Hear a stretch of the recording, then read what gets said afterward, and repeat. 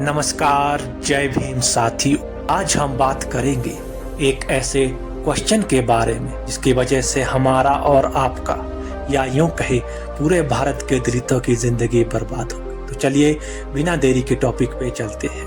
हमारे भारत में ब्राह्मणों का बहुत योगदान रहा दलितों की बर्बादी में। उनमें से 5 योगदान आपके सामने रखते हैं। व्यवस्था लगभग 2000 से 1500 ईसा पूर्व के बीच मध्य एशिया से आए आर्य ब्राह्मण प्रजाति के लोग भारत में अपना प्रभुत्व बनाए रखने के लिए भारत के मूल निवासियों को पहले ऊंच नीच भेदभाव में बांट लिया और अपने आप को सर्वश्रेष्ठ बनाए रखा। जैसे कि ब्राह्मणों ने बड़ी चतुराई से सभी को अपना गुलाम बना लिया और उनको मूर्ख बना दिया, सभी को अपना मानसिक गुलाम बना दिया। उसके बाद शूद्रों को लगभग 6737 ऊंच नीच भेदभाव की जातियों और हर जाति में उपजातियां, उसके बाद गोत्र इस प्रकार की व्यवस्था बना दिया कि कभी भी उनकी 3 वर्ण और शूद्र में 6747 जातियां एक साथ कभी ना जुड़ सके और आपस में हमेशा लड़ते रहे। दूसरा, डर।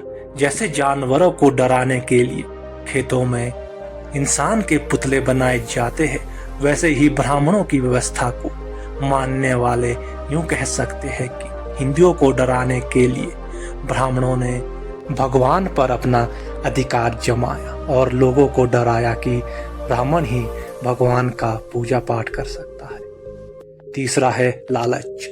ब्राह्मण लोगों ने दिमाग में ऐसा लालच भरा कि लोग चाहते हैं कि चंद रुपए खर्च करके और थोड़ा सा प्रसाद चढ़ा के भगवान से कुछ भी मांग सकते हैं। चौथा है मानसिक रोग।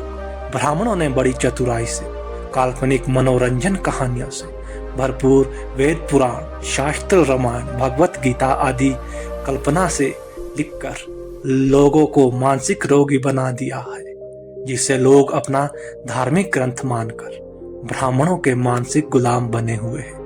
ब्राह्मणों से नीच बनकर गुलामी करना ही अपना कर्तव्य मानते हैं। 5वां है अंधविश्वास और पाखंड। ब्राह्मणों ने अपनी और अपनी आने वाली पीढ़ी को मुफ्त और सम्मान से खाने के लिए परमानेंट जरिया बनाया, जिसे पूजा पाठ, हवन सामग्री, बजाना, व्रत त्योहार का नाम दिया। ब्राह्मणों के आतंक का विरोध सबसे पहले भारत के प्रथम और सर्वश्रेष्ठ वैज्ञानिक तथागत गौतम बुद्ध ने किया था। तथागत गौतम बुद्ध ने ब्राह्मणों की व्यवस्था और वेद पुराण सभी को मानवता विरोधी बताया था और सभी मनुष्यों को एक समान इंसान बताया था। और चक्रवर्ती सम्राट अशोक ने पूरी दुनिया में तथागत गौतम बुद्ध के जन कल्याणकारी विचारों को प्रसार प्रचार किया। परिणाम स्वरूप आज विश्व के 125 देशों में बुद्ध धर्म राष्ट्र धर्म और सभी देश विकसित है। और आज भारत किस स्थिति में है यह बताने के लिए आप लोगों को कोई जरूरत नहीं है। ब्राह्मणों ने सिर्फ अपना एवं अपने समाज के बारे में ही सभी कार्य किए हैं।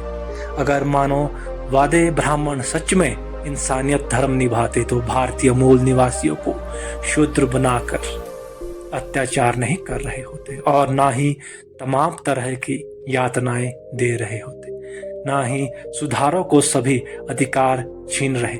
आज पूरे देश में मात्र 35% मनोवादी ब्राह्मण है, जो 85% भारतीय मूल निवासियों को धार्मिक मानसिक गुलाम बनाकर उन्हें शूद्रों के धन संपदा पर हक एवं अधिकार जमा कर राज करना चाहते हैं। धर्म ग्रंथ, ईश्वर, भगवान, प्रभु, देवी देवता, वेद पुराण, रामायण, भागवत गीता तो सिर्फ एक बहाना है। साफ तौर पर तो उन सभी को मानववादी ब्राह्मण को भारतीय मूल निवासियों के धन संपदा पर भारत में राज करना था, जो निरंतर अपने मकसद में कामयाब भी होते रहे। भला हो उन सभी महापुरुषों का जो थोड़ा बहुत योगदान मनोवादी ब्राह्मणों के चंगुल से फंसने में होने के बाद हद तक बचाया है, वरना आज के दौर में सभी शूद्रों के गले में हांडी और झाड़ू बांधकर कमर में चंद मैले कपड़े में अपने जीवन किसी तरह से काट रहे होते और मरे हुए जानवरों की मांस खाकर अपने जीवन बिता रहे होते। अगर कुछ अनाज के तौर पर खाने के लिए कुछ मिलता तो मनोवादी ब्राह्मणों द्वारा छोटा छोटा जूठन खा रहे होते। अब आज के दौर में जिसको भी मनोवादी ब्राह्मणों के संयंत्र के बारे में जानकारी प्राप्त होती है वो इंसान बुद्ध धर्म को या फिर नास्तिक जरूर बनता है। तो आज की जानकारी आपको कैसी लगी हमें कमेंट करके जरूर बताइएगा। अच्छी लगी तो लाइक कीजिए, शेयर कीजिए और ऐसे ही महत्वपूर्ण जानकारी के लिए आप हमारे चैनल को सब्सक्राइब करिए।